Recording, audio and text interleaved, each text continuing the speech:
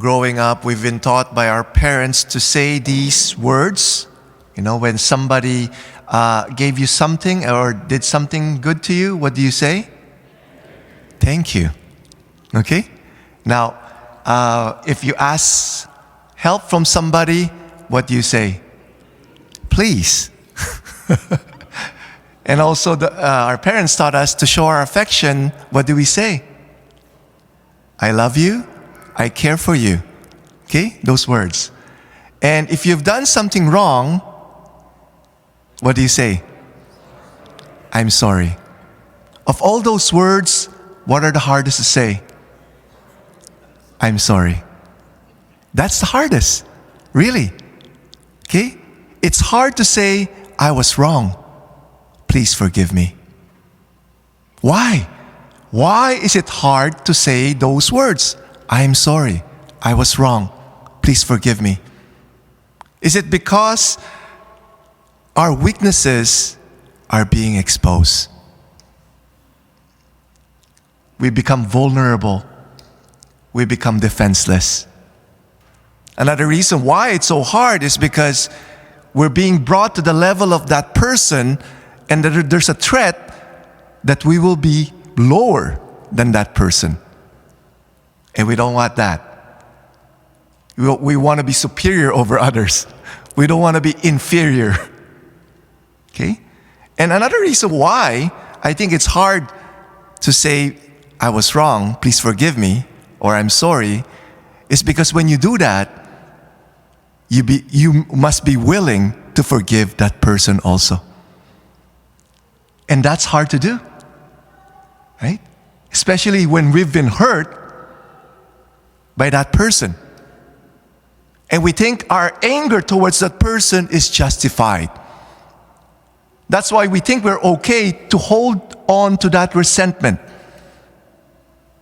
We're not willing to forgive.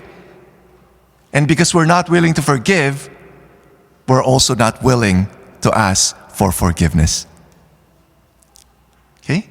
That's why it's hard. But the Lord calls us to ask for forgiveness. Okay?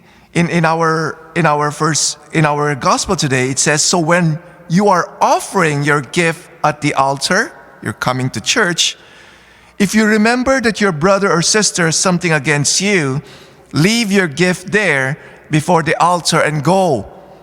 First, be reconciled to your brother or sister, and then come and offer your gift.